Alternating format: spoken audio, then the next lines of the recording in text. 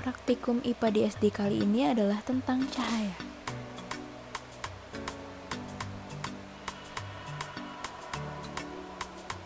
Praktikum pertama, cahaya merambat lurus. Alat dan bahan yang digunakan adalah 3 karton yang sudah dilubangi, HVS putih, senter atau flash HP, dan benang. Langkah yang pertama adalah kita tempel HVS putih di tembok sebagai layar, lalu kita arahkan senter kepada kertas yang bolong. Kita amati lalu kita ukur berapa tinggi lubang kertas dan berapa tinggi bayangan yang dihasilkan oleh lubang kertas. Yang kedua, kita tambahkan kertas bolong hingga 3. Lalu kita ratakan dengan benang. Kita geser salah satu kertas. Apa yang terjadi? Kita amati. Terjadi bahwa cahayanya akan terhalang oleh kertas yang tidak berlubang.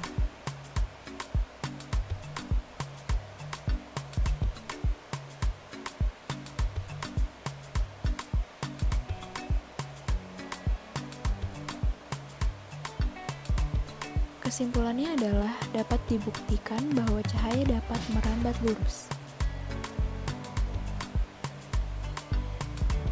Praktikum kedua, cahaya dapat menembus benda bening.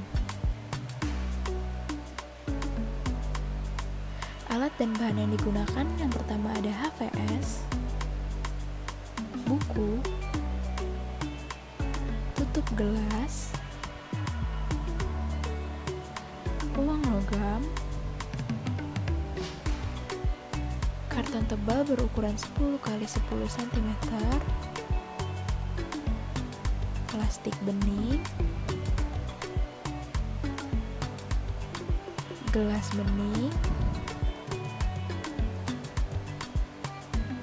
dan air putih.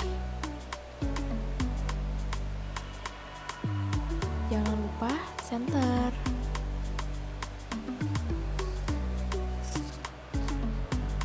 Langkah pertama yang kita lakukan adalah menaruh atau menempel kertas pada tembok sebagai layar. Pertama, kita letakkan buku di depan senter. Kedua, kita letakkan koin di depan senter.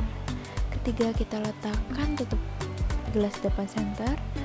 Lalu plastik bening di depan senter. Lalu karton tebal berukuran 10 x 10 di depan senter. Gelas bening di depan senter. Lalu gelas bening berisi air di depan senter. Terlihat bahwa hanya benda bening yang dapat menembus cahaya, sedangkan benda gelap hanya dapat menimbulkan bayangan pada layar. Yang ketiga, ada cahaya dapat dipantulkan. Alat dan bahan yang digunakan adalah cermin datar dan senter. Yang pertama kita lakukan adalah arahkan senter ke tembok. Lalu yang kedua adalah arahkan senter ke kaca atau cermin datar. Kesimpulannya adalah senter yang diarahkan ke tembok akan menyebabkan pemantulan baur, sedangkan ke kaca akan menyebabkan pemantulan teratur. Selanjutnya, cahaya dapat dibiaskan. Alat dan bahan yang digunakan adalah gelas berisi air dan pensil kayu. Langkahnya, kita masukkan pensil kayu ke dalam gelas berisi air. Lalu kita amati, kita lihat bahwa pensil seakan-akan terlihat patah. Kesimpulan dari praktikum kali ini adalah membuktikan bahwa adanya pembiasan cahaya. Lalu ada cahaya dapat diuraikan.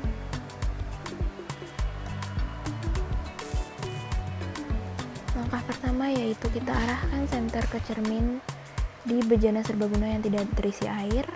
Lalu yang kedua, isi air ke dalam bejana serbaguna, lalu kita senteri lagi kacanya atau cerminnya. Kesimpulannya adalah Cahaya akan diuraikan oleh air sehingga menghasilkan pelangi. Lalu, ada ukuran dan bentuk bayangan benda. Alat dan bahan yang digunakan adalah yang pertama HVS, spidol, penggaris, dan senter. Pertama kita ukur jarak bayangan benda ke layar, lalu kita hitung jarak senter ke benda. Kita menggunakan jarak yang pertama ada 5 cm, 7 cm, 9 cm, 11 cm, dan 13 cm. Ukur bayangan dari benda per masing-masing jarak cahaya kepada benda. Kesimpulannya adalah semakin dekat cahaya dengan benda, maka semakin tinggi bayangan yang dihasilkan oleh benda. Lalu ada pembentukan bayangan oleh cermin datar. Alat dan bahan yang digunakan yang pertama ada busur, cermin datar, dan pulpen. Pertama kita ukur cermin datar membentuk sudut 30 derajat, lalu kita taruh pulpen di tengah-tengahnya dan kita hitung ada berapa banyak bayangan yang dihasilkan oleh cermin. Yang kedua, kita ukur cermin sebesar 60 derajat.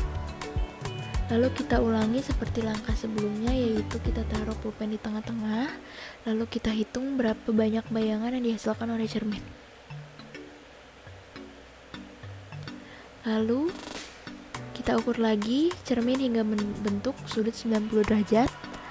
Lalu kita taruh lagi pulpen di tengahnya, lalu kita hitung ada berapa bayangan yang terdapat di cermin. Lalu yang terakhir ada 120 derajat. Kita taruh lagi pulpen di tengahnya, lalu kita hitung ada berapa bayangan yang dihasilkan oleh cermin.